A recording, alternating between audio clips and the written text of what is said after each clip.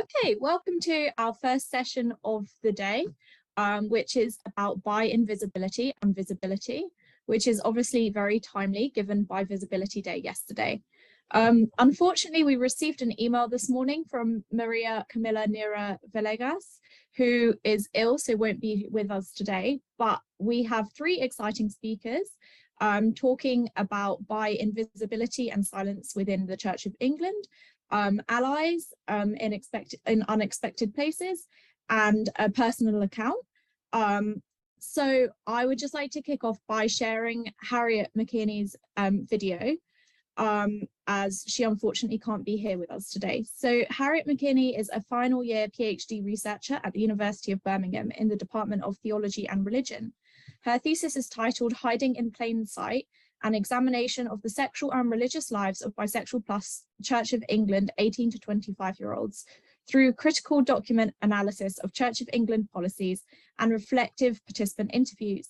This research focuses on the disparity that exists between the lived experiences of bisexual Christians in the Church of England and the attitudes of those at the top who create or are involved in policy for the Church of England.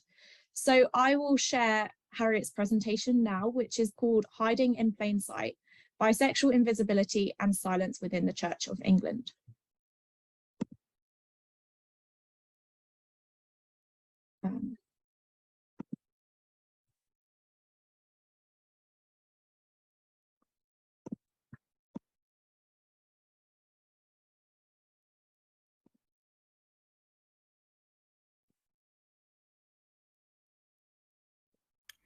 Hi everybody, my name is Hattie, my pronouns are she, her, and I'm a third year PhD researcher in the Department of Theology and Religion at the University of Birmingham. Really sorry that I can't be with you on the conference today, but I do hope that this recording will be insightful and maybe even useful. And if you do have any questions that you'd like to ask me after, my Twitter handle is on the screen, so please feel free to pop me a message. And if you don't use Twitter, but you'd like to email me, I'm more than happy for the amazing people that have organised the conference to give you my university email address. So my research focuses on the lived experience of bisexual Christians and the disparity that exists between these experiences and what the Church of England has to say about bisexuals in its policy and education documents on human sexuality. What I would like to do today is to give you a bit of an insight into what these policy documents actually say, specifically focusing on a document called Issues in Human Sexuality, which was published in 1991. And then I would like to look at how some of these wider themes and the language from this document is reflected in the lived experience of bisexual Christians. So just one small point that I would like to make. Whilst this may be a fairly common term, I'm not going to assume that everybody knows it, especially as participants on this conference are international. So if you hear me referring to the C of E, I am referring to the Church of England. Similarly, if I'm using the word church on its own, I'm more than likely referring to church with a capital C, which also refers to the Church of England. So the United Kingdom has seen what we'll call a lot of ebbing and flowing within the LGBT plus rights movement. The introduction of the Church of England's Issues in Human Sexuality provided a more solidified viewpoint surrounding the C of E's attitude to human sexuality, its attitudes and words reflecting that of society at the time. With this in mind, it should be noted that Issues is very much a product of its time, and I will continue to refer to it in that way. So there are 2 points to note here. The first is that whilst this document was not the first to be written on this topic within the church, it was the first to be published. And secondly, this document, like I said, is very much a product of its time. And I do think that that's really important for the context of the language. Now, I'm not going to go into a lot of detail about some of the other events on the screen because I'm not any kind of social historian, but I do hope that from this list you can gather a vague idea of the context this document fits into. To pick up on a couple, homosexuality at the point of publication was still listed by the World Health Organization as a mental illness, and Section 28, which prohibited the promotion of homosexuality by local authorities, was introduced 7 years later. So overall, it was a really turbulent time in LGBT plus British history, and the introduction of this document threw yet another spanner into the works. So let's now have a little bit of a look at issues in human sexuality in some more detail. And you might be thinking, what actually is this document? So Issues in Human Sexuality is a very small document. It's just shy of 60 pages in length and provides what is, at the time, the Church of England's official stance on human sexuality. The document takes into account some previous unpublished writings about sexuality before moving into scriptural discussions about sexual ethics, Christian visions for human sexuality, and the phenomenon that is homosexuality, alongside some other topics, one of which is bisexuality. Now, I can't tell you how many words are in the text in total because I've never sat and counted. But what I have counted is how many words the text dedicates to bisexuality. And the answer is 119, spaced just over 10 lines. The church's attitude towards bisexuality is scrimped and squeezed into one mediocre paragraph with what I believe to be, quite frankly, uninspiring and offensive language. So let's take a look. Hopefully you can see the passage on the screen, but I will read it out to those that might not be able to. So the first is that of bisexuality. We recognise that there are those whose sexual orientation is ambiguous and who can find themselves attracted to partners of either sex. Nevertheless, it is clear that bisexual activity must always be wrong for this reason, if for no other, that it inevitably involves being unfaithful. The Church's guidance to bisexual Christians is that if they are capable of heterophile relationships and of satisfaction within them, they should follow the way of holiness in either celibacy or abstinence or heterosexual marriage. In the situation of the bisexual, it can also be that counselling will help the person concerned to discover the truth of their personality and to achieve a degree of inner healing. So I'd like to pick up briefly on some of the language that we are faced with in this passage. So firstly, let's take a look at ambiguous. Ambiguity gives a sense of uncertainty, of being unsure. And this passage seems to hint that bisexuals are unsure and that their sexuality is one of uncertainty. Whilst it may not be fully fair to critique the passage in this way, as I said earlier, this language is very much a product of its time. Casting a modern eye over it leads me to conclude that the church has a serious lack of understanding about what bisexuality actually is, and instead conforms to social constructionist beliefs that everything must be within a binary. Bisexuality is fluid, and this is what makes it so beautiful. Next, bisexual activity must always be wrong, and inevitably involves being unfaithful. If anyone here has ever done any research into bisexuality, which I can imagine a lot of the people on today's conference have, or if anyone is bisexual themselves, you'll probably be aware of the near constant confusion and misunderstanding between bisexuality and polyamory.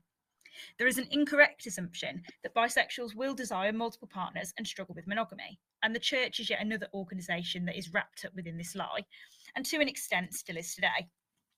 I haven't included a quote from a certain participant due to time constraints, but one of my participants questioned whether the church is arguing here that you will be unfaithful to your partner or unfaithful to your religion.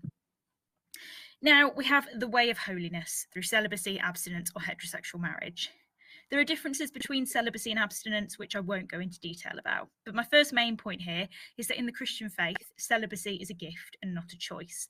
And it certainly cannot be forced upon anyone whose sexuality doesn't fit the norm.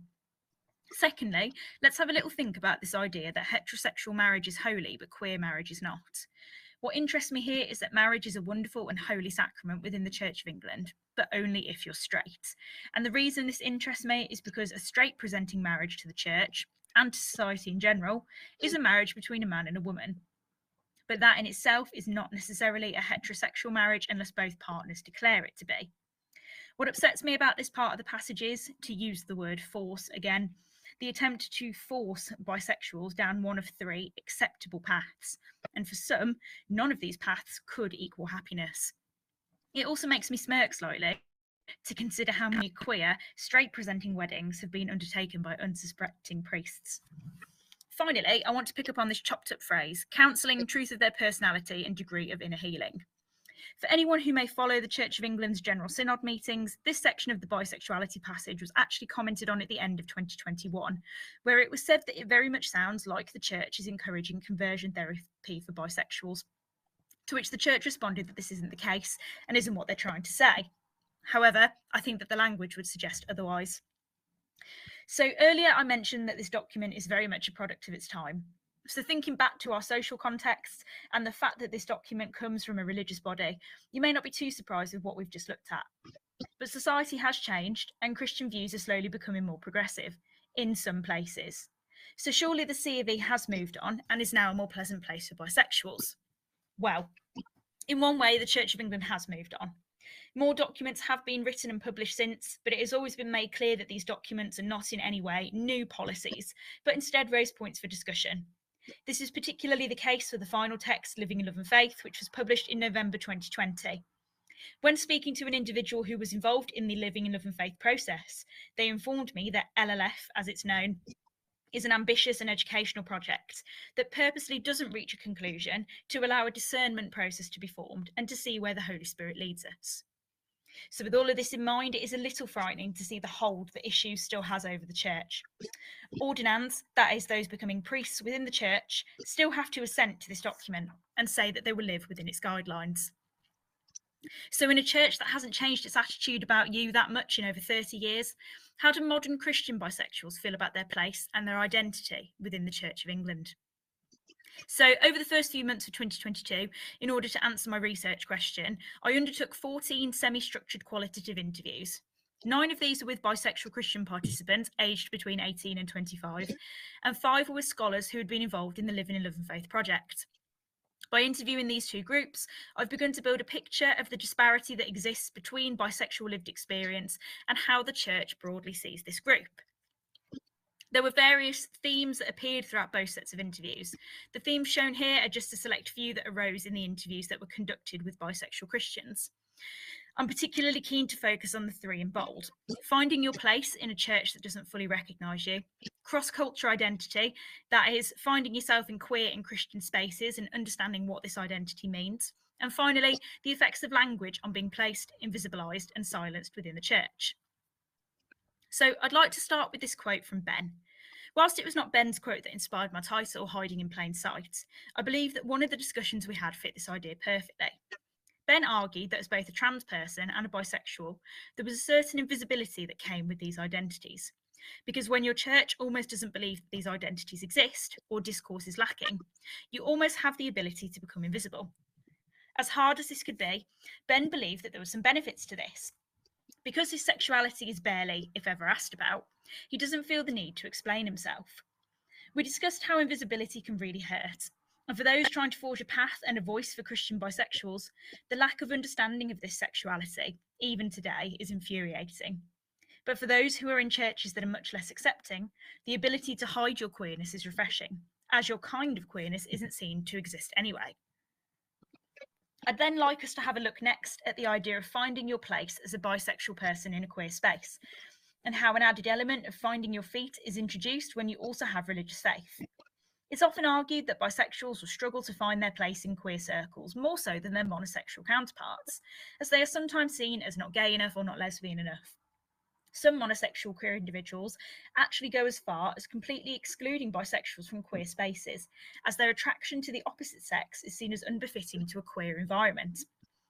Many queer people, not just bisexuals, also face issues when disclosing their faith, as non-religious queer individuals may then assume that, despite your own sexuality, you are homophobic, biphobic or transphobic. Similarly, sharing your sexuality in faith circles can lead religious individuals to think that you aren't Christian enough.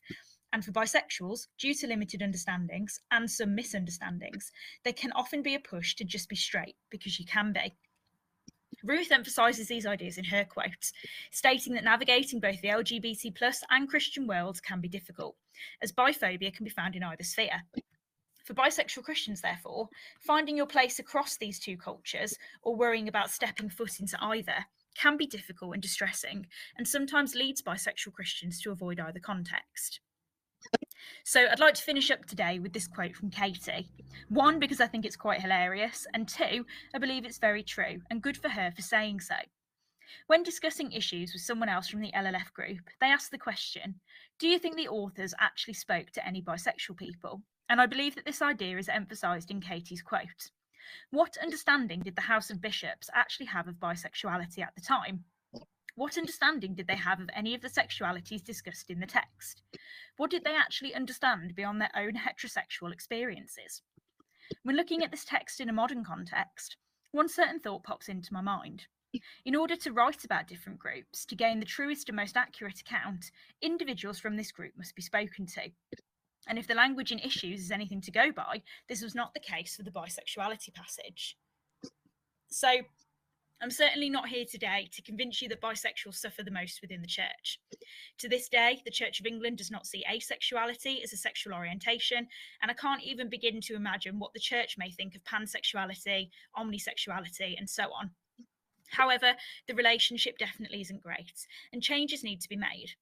When speaking to my participants about how they want the church to move forward, there were so many amazing ideas, ranging from educational programmes to taking advantage of allyship. Perhaps the biggest point, though, was that issues needs to go. As a document that silences bi-Christian voices due to its archaic and insulting language and drapes an invisibility cloak over those who just want to be seen and seen as normal, our first step towards acceptance and gaining a voice is removing this irrelevant text, and I can only hope that steps are being taken towards this. Thank you so much for listening today. Again, I'm so sorry that I couldn't be there with you. If you do have any questions, please contact me on Twitter or feel free to get in touch with me via email.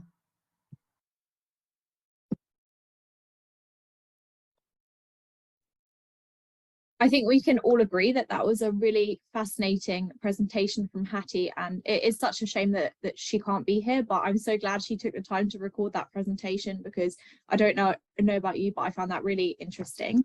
Our next presenter is Julian Grubb, presenting Finding Allies in Unexpected Places.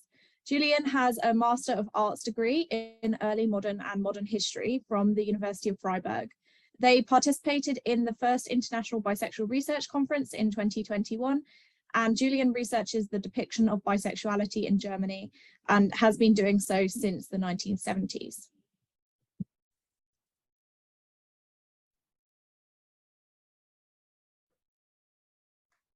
So, hello to everyone. Okay, good. This contribution is, one moment.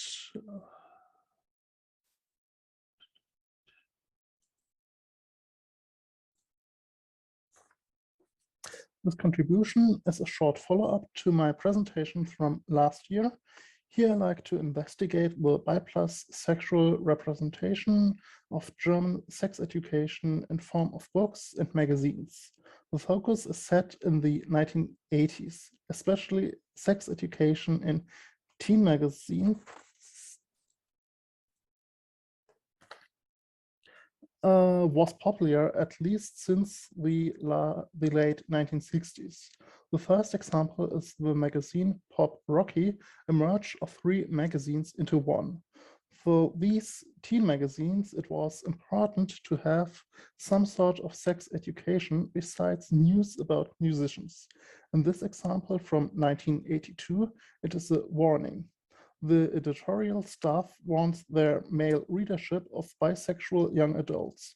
These 18 to 20-year-old would try to, in the words of the article, seduce the easy-to-impress teen boys of around 16 with their expensive cars or hi-fi systems.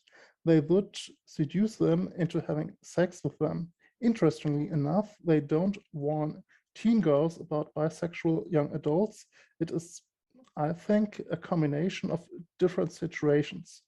The still ongoing age discrimination of homosexuality with paragraph 175, and as it is an article of January of 1982, the more and more stigmatization of AIDS. Yet the text does not talk about AIDS. But in all, I can say it is a tabloid quality of magazine that culminates in an imagination of criminal bisexual male young adults. And now a totally different approach can be seen in the book Liebe und Sexualität by Reinhard Hanswille. This book was published in 1986 by Kösel, a publishing house with Christian religious denominational works. It has a single chapter about homosexuality, as it is only called. The book does acknowledge bisexuality in this chapter, as the author uses the Kinsey scale. He says, quote, "It is crucial to recognize that many people can be classified between the extreme points," end quote. The Kinsey scale is also printed in the book, although in its source it is the book Die Sexualität des Menschen by Erwin Häberle. This graphic states that 60 to 80% of people have ambisexual behavior. Ambisexuality was used to describe bi+ people in medical publications at the time. Not before or after any publication so far I looked into used the Kinsey scale in a book about sexual education for young people. The book uses only one time explicitly the term bisexual. This happens in the lexicon at the end of the book. There are some terms got explained. Bisexuality has here its double function. It is still in use as an old word for interpeople and as the description of homo and heterosexual behavior. As a surprising special, the book talks against heteronormativity and focuses on this as one big problem in society. This is a remark that not even all second-wave feminist sex education books of that time have done this. The book is in solidarity with bi and gay people, and that at the height of the AIDS crisis. It emphasizes that the teens are true to themselves and it does not condemn them. The book is a rare exception, especially as it is by a religious publisher and a book that sees itself in context of the Christian religion. I hope that I could show you some examples of the different depiction of bisexuality in sex education for teens. Sadly, the hostile magazine probably reached more people than the sex education book. Do you have any questions?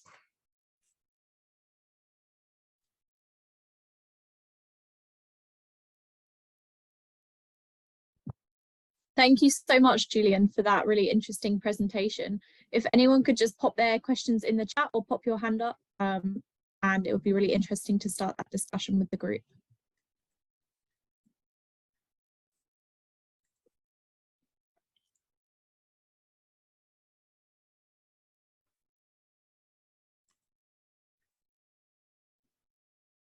Hey, Julian, I have a question for you.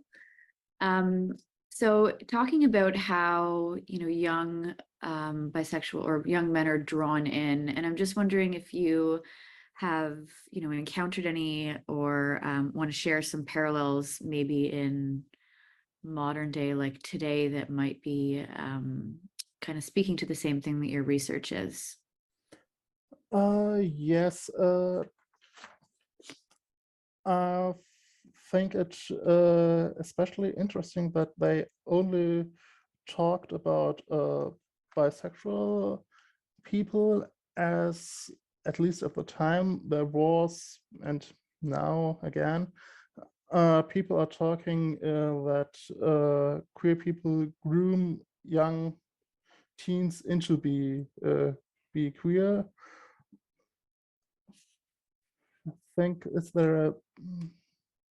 I think the specialty is in that case that the young adults in the article are that the young adults probably groom the teens with expensive gear, and I think that is something in the modern discourse that does not happen, as it is the fact that being queer itself is depicted as something cool. Thank you.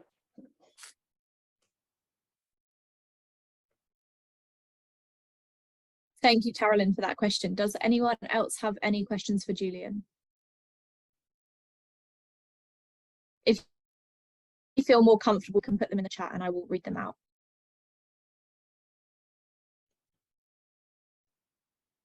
No?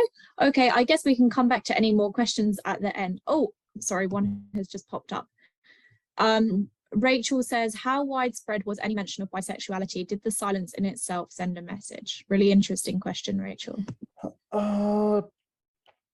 Bisexuality is not a term widely spread at that time. It only got more spread as a description in the 1990s, I would say. Sure, there were bisexual people, of course, but only in a queer context people would use it, not in publications that are in, I would say, for a mainstream audience.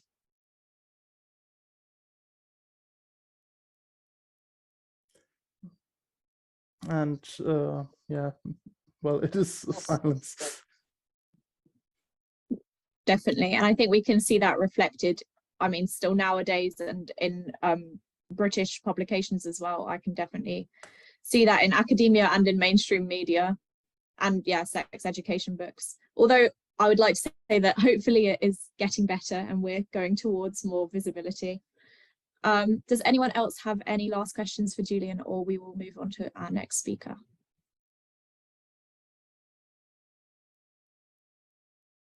Well, if any more questions arise, then we can come back to those at the end of the session if we have time. So our next speaker is Riley Quinn, giving a presentation called Imperfect Perfect Sense, the life of a pansexual DID non-binary human. Riley Quinn is pansexual or bisexual plus. They are non-binary, neurodiverse, and living with DID. They are out in all aspects of their life and work and are the vice president of the Sydney Bi Plus network.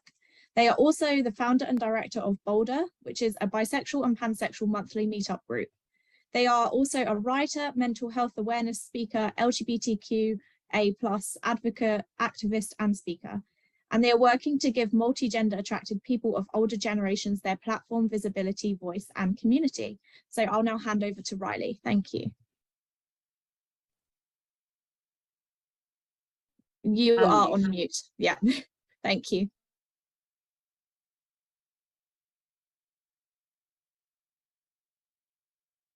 Unmute. That's the second time I've done it in 2 days. I do apologise. Thank you, Ellen. Good morning, everyone. Give me a little second and I'll go back to the front. Okay. Good morning, everyone. Thank you for inviting me to be here to tell one of my life stories. Imperfect, perfect sense. I'm not an academic. This is a life story about things that I've experienced in the last nearly 50 years. I'm Riley Quinn, proud pansexual, out in pretty much all of my life, non-binary, and I live with dissociative identity disorder. My pronouns are they, them, and in absolutely every way. And I'm speaking to you all from the lands of the Darug Nation, lands that were stolen and never ceded. I pay my respect to First Nations people here and across the world. I just want to put a little content warning in what I'm about to speak to you about too. Mentions of sexual assault, rape, abuse, recreational drug use, addiction, suicide ideation, and suicide. And I ask you to look after your mental health and perform self-care for yourself if you need to step away. It can be a little bit full on. I want you to, pennies in the air. Have you ever heard that expression? I believe it's a British saying actually, but we won't get into the origins of anything like this. Picture a penny being flipped into the air. Now stop, freeze that picture. Imagine suspending all laws of physics and gravity and watch that penny spin, slowly turning anti-clockwise, clockwise, tail over top, top over tail, pennies in the air. This is how I felt and thought about all of the different elements of myself since I was 8 years old. That's me at 8, not a great photo, but a little bit cute. Uncertain, comprehending that I was missing something, my mind always searching for that elusive thing, busy growing up, busy trying to fit in, busy dealing with, or rather not dealing with trauma. And then busy with life, busy with the beautiful people that were in my life and the not so beautiful people in my life. Busy getting married, getting divorced, busy with grief, jobs, with surviving, busy with work and working out my sexuality, busy navigating trauma, busy, busy, busy. Penny is still in the air. Can you see it? I could. It was always just in my periphery. Sometimes I think that I would know what it was, you know, those aha moments. Oh, I've been to university and I've got my degree now, so I'm set. No, that wasn't it. Or meeting the most important person in my life. Now, for a while, it really filled it, but nope, in the end, it wasn't. Penny is still in the air.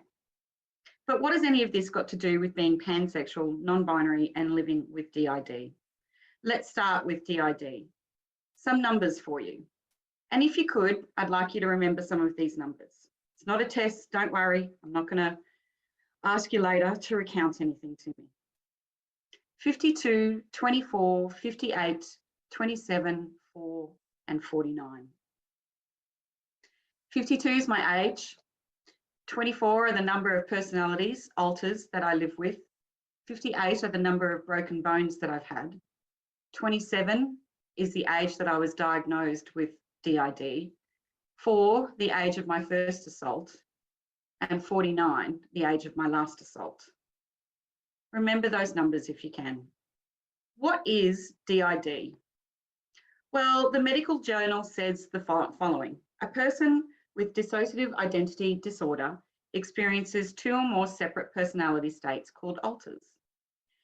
Many people with DIDs have, through severe trauma in childhood, dissociate as a way of coping with a situation that is far too violent or traumatic for their conscious self to handle.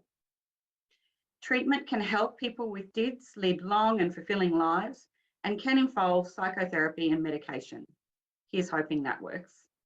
The disorder was once called multiple personality disorder, MPD, but was reclassified in 1994 and remains a controversial diagnosis.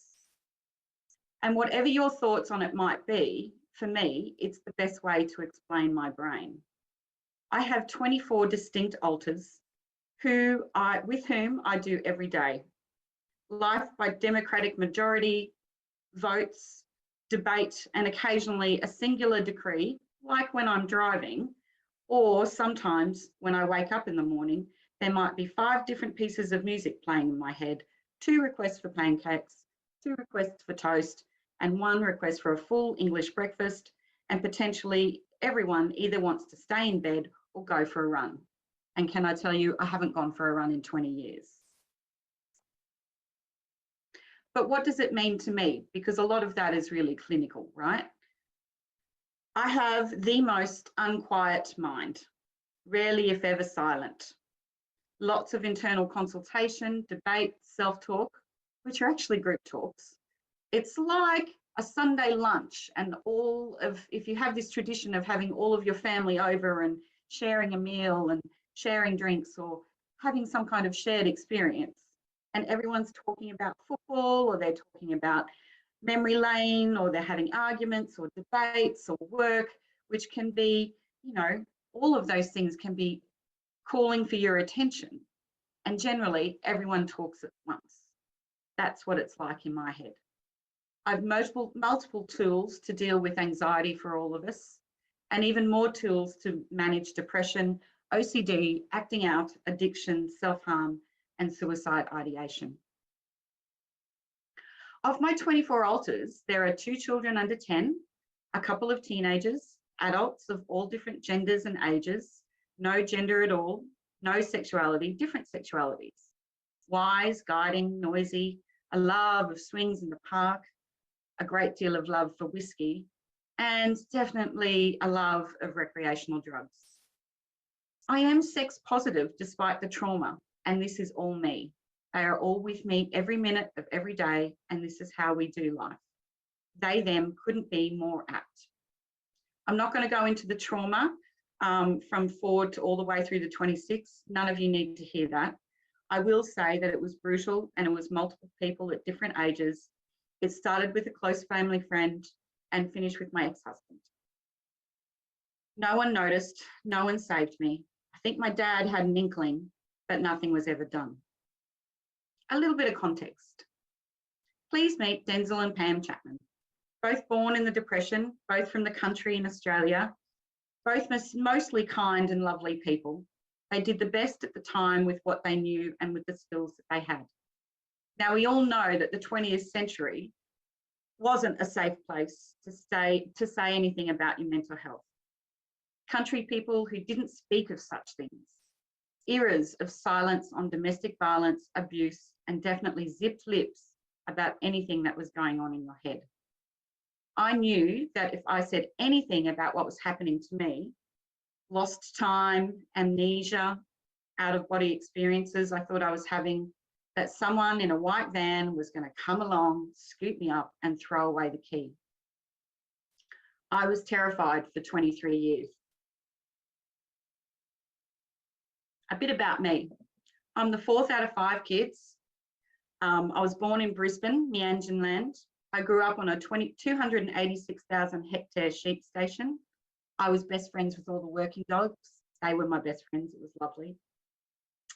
At 6, I had an existential crisis. Middle of the summer in Australia, sun beating down, 30 odd degrees, sitting on the back steps of my house. And I thought, well, maybe we're all just an experiment in a jar. And that was a good thing for me, because if we were an experiment, all this awful stuff that was happening to me might stop. At 8, I knew I was very different.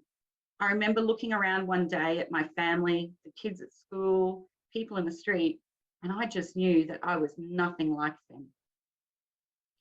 A little bit of the lighter side, 1980s, the hair, the outfits, the terrible lighting. That's me when I was 11, that's me at 13, and that's me at 15 on caravan holidays. I've got to say, I will never understand the rust colour in every single caravan I've ever stayed in. I don't look like I've been abused, right? I look happy. I've got a smile on my face. And oh, that hair. It wasn't so bad. I finished school, worked at Expo 88, travelled the country at 18. And yes, I actually hitchhiked at a time when there was a notorious violent serial killer on the loose on the east coast of Australia. I was completely oblivious to that fact. And until 21, I was having a pretty good time. If you don't count a rape at 18 and then an assault in Perth. But by that stage in my life, I had become extraordinarily good at pushing violence away and presenting very well to the world. During all of this early life, I was also working out my sexuality. So I didn't know I was actually doing that at the time. Having casual and serious relationships with men and women, curious, uncertain, feeling wildly separate from my body I was growing into. Still trying to fit in. I didn't have any words or language for it. Deep breath. Fast forward a bit, 1997. My dad died really suddenly, January the 6th of that year, on his birthday actually. And exactly 8 months and 25 days later, I was under the dining room table, huddled in a fetal position, non-verbal and rocking. I know it's a bit cliche, but that is actually what happened in real life. Complete and total mental, physical and emotional breakdown. Doctors, specialists, my brother was amazing at that time, and I don't remember any of it. 9 weeks of total amnesia. Excuse me. The only thing that I have is this really vague memory of lying on the couch and there being some kind of really big deal on the TV. Princess Diana had died, and I was apparently on suicide watch. Never left alone, and I have no recollection. Just going to pause for a little second because I know it's heavy stuff. In the aftermath of that breakdown, I was diagnosed with DID in about the October-November of 97. That led to 7.5 years of cognitive behavioural therapy, and I was really, really lucky, and this is very unusual, but I was very lucky and found an amazing psychiatrist for that whole 7.5 years of treatment the first time out. That very rarely happens. Some medication, didn't really love that. Later, just talking therapy, ups and downs, but you know, it seems to have worked. I'm still here. In 2000, I met Mr. Wayne Kenny, the most incredible person, my most incredible person. And in 2004, I moved to Gadigal lands in Sydney. Here's Wayne. Living the life, working, living and functioning with DID, well, mostly. I have to confess that I also self-medicated with alcohol and recreational drugs. Hey, I was 34 and in Sydney and in the queer scene and making up for lost time, a lost life and becoming me. Wayne introduced me to bisexual, polysexual, pansexual. He identified as a gay man who occasionally slept with women, rarely spoke about that out loud, and also many other beautiful humans who he and who we were attracted to. The most amazing, experimental, intense, happy, euphoric, now that could be he's talking there, complicated, intimate, vulnerable, honest life. We were together for everything. Wayne Kenny is the person responsible for supporting me to be the person I am now, pansexual, non-binary. He didn't have the word non-binary, but he always said that I was like a gay man in a woman's body. And I really liked that. That made sense to me. I was in between, a combo of all, glorious. And then it came crashing in around me. I was still pan, still non-binary, still in between, living a pretty fabulous life when Wayne suicided in 2018. All of that vulnerability and self-judgment, shame and a health diagnosis caught up with him. It must have become too much. And to be honest with you all, I will never know. They say it's complex grief for me. My heart is broken into 1 trillion pieces. Millions seem far too little. And very close to a second breakdown. Now remember that penny in the air? In that grief, in that immense loss, I was suicidal. I was utterly lost, disconnected. My alters were working hard to keep me from flying apart, and that broken heart of mine. Out of the blue, I thought maybe there is a bisexual community out there. There seems to be every other conceivable community and interest on the dreaded internet. So maybe if I type in the word bisexual, ta-da, all my questions will be answered. Didn't quite work that way, but almost. 2 people were very key to saving me, Amber Loomis and Anthony Leckis, 2 amazing community leaders here in Australia. And for the last 4 years, have been the last 4 years. I'm Vice President of Sydney Bi Plus Network. I organise and advocate. I'm an activist. I'm accepted. I'm loved. I'm so non-binary. I'm changing my birth name. Riley Quinn isn't quite official yet. And all the threads of my life are fitting together. I'm also finding some of those trillion pieces. To finish, I live with DIDs. I have 24 olders of different genders, different ages, different sexuality, no sexuality, my diverse sexuality, my diverse gender. Penny is in the air. I've had DIDs since I was 4. I questioned the meaning of life at 6. I knew I was different from 8. 25 personalities is what I live with and is what my everyday is. I'm pansexual. I don't fit a gender binary. I'm femme, masc, neutral. There is nothing simple or straightforward about me. And the penny drops at age 51 and a half. Out of my periphery and into clear sight. Of course I'm pansexual. Of course I'm non-binary. I'm not a single person. I'm a beautiful example of they, them. And finally, it makes imperfect, perfect sense. Thank you.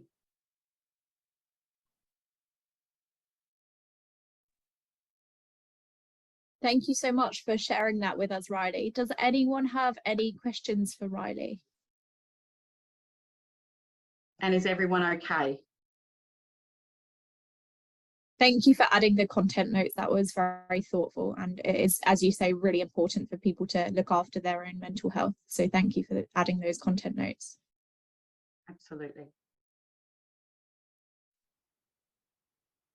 Any questions for okay. Riley? It's okay if you don't have any questions. You know, it's a story about someone's life. It's sort of, you know, that's all right. And thank you very much for the opportunity, Ellen, and to the Bisexual Research Group. I really appreciate the moment to speak. Anna says, that was beautiful. Thank you for sharing your story. And Dave says, thanks for an amazing presentation. Very, very welcome. I get a bit choked up in some of it sometimes. I think Taralyn has a question or something to say. Sure. Yeah, hi Riley. Thank you for that incredibly open and vulnerable piece. I was really moved by it. And I know at one point you mentioned, you know, the role that people in your life played in helping you get to the point that you are now.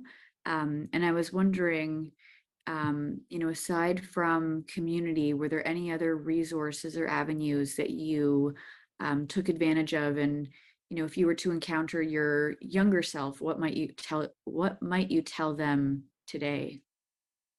That's an excellent question.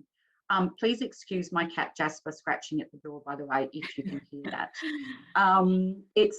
It's 6:45 at night and he wants dinner.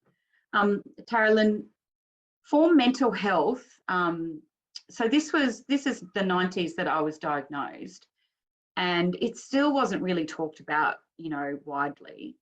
And as I said, I thought I'd be, you know, locked up and have the key thrown away. I did experience in early 2000 some great spaces to get some other support besides my medical support and friends and family. Now, I've got to say that I suppose going through that recovery or that treatment period, I lost a huge amount of friends because it's a really confronting diagnosis. Confronting to me, I spent the first 2 years just saying, look, I'm tired and I just need a holiday. So talk about denial. Other resources, at that point in my life, I wasn't really looking at community for resources. I'd never really I had friends, but I didn't have community. As it's progressed and as I've evolved myself, I have found different parts of community. So I've been involved in the kink community. I've been involved in, I suppose, polysexual communities and the gay community here in Sydney, the queer community. When I was with Wayne, we were a little stuck together duo, basically. So they weren't so necessarily directly supportive of my mental health, but they certainly looked after me. And they were aware that there was something going on with me. I have to admit here to everybody, I've only started talking about my diagnosis, my mental health diagnosis, in the last, since probably around 2018, just after Wayne died, actually, because that impact of what we don't talk about and what we don't say was extraordinary. And I thought that for myself and maybe for one other person out there, if they heard that, you know, I'm not calling myself or being a hero or an icon or anything, but if they could see that one other human being was being honest and had trouble, and this is where they went and this is what they did, and that they're still standing there, then that might be just a saving point for them for just another day. So that's why I do all of this stuff, to be honest. Taralyn, did that answer your question? It did, yeah. And again, thank you for being so vulnerable and sharing such intimate details of your life. Lots of comments in the chat talking about, you know, the generosity and how this is very insightful for many people. So thanks again, Riley. Oh, you're very welcome. Thanks, everyone. Riley, I just had one question about you're obviously the vice president of the Sydney Bi Plus network, and this links back to what Taryn was saying about community and that support and how important that is for so many people. Can you tell us a little bit more about the Sydney Bi Plus network? Oh, for sure. I'd love touting everything about it. Look, to be honest with you, Sydney Bi Plus network saved my life. Amber Loomis and Anthony Lekis. Anthony was working with the Melbourne Bisexual Network, and that's how I sort of found him. And then he put me on to Amber. So it's all of that, you know, knowing someone who knows someone a little bit. Sydney Bi Plus Network, I joined them in 2019. I went to my first event in January and I joined them on the leadership team by I think it was the April.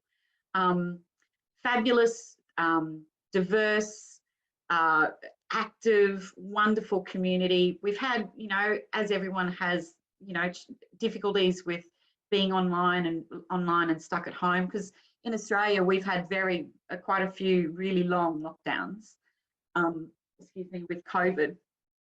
Excuse me. By the way, can I give you a tip if you're presenting? Don't drink mineral water. Anyway, drink water, not mineral water.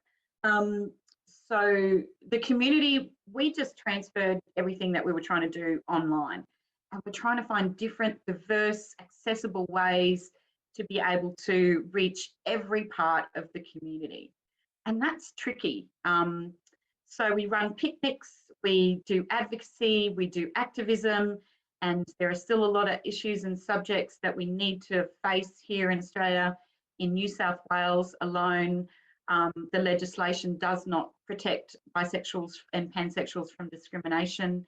It's just left out of the wording. So we're advising a government committee on that. We get asked for advice on occasion, not all the time, but on occasion. So hopefully we just try and wedge ourselves in there as a you know, bisexual voice.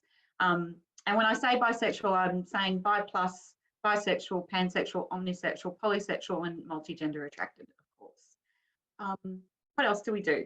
Well, today, actually, they just ran, and every year for the last 4 years, they've run Bylines, which is an absolutely stunning storytelling event that we put on for Bi Visibility Day every year. And this year it was, so the first year it was in person and it was a packed house. It was just absolutely amazing. We didn't expect that many people.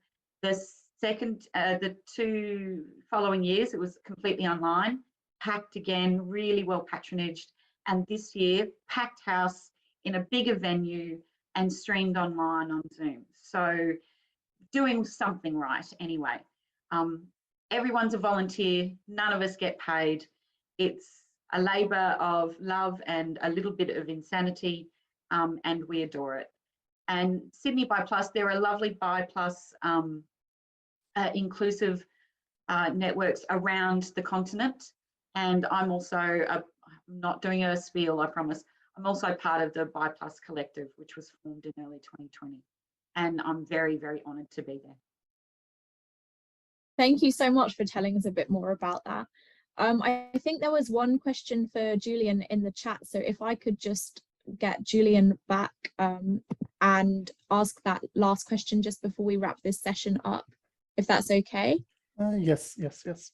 I don't know if you saw the question, Julian. It's from Kay about how do people find magazine titles in libraries or elsewhere?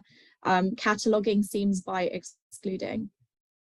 Yes, it is definitely by excluding.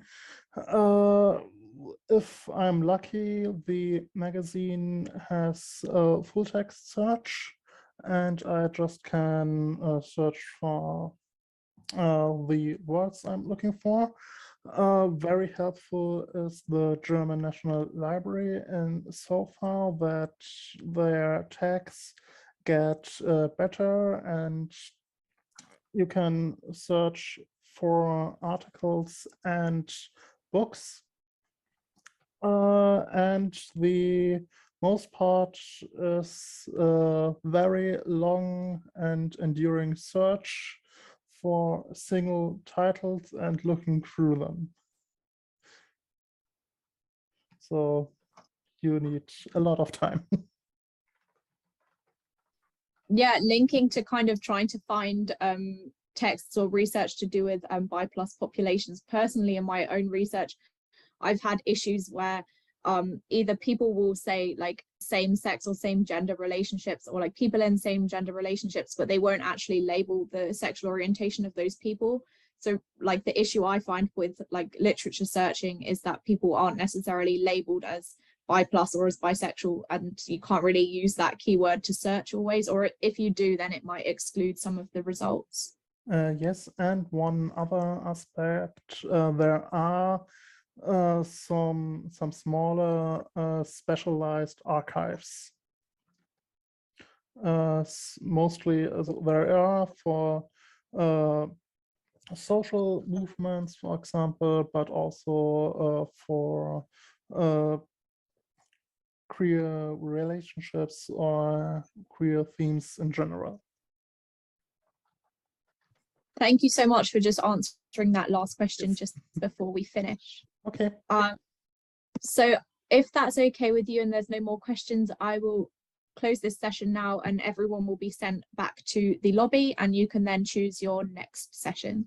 Thank you so much for coming to this session on bi visibility and invisibility. And as I said, it's very apt based on Bi Visibility Day yesterday. So happy Bi Visibility Day. Happy belated Bi Visibility Day to everyone here.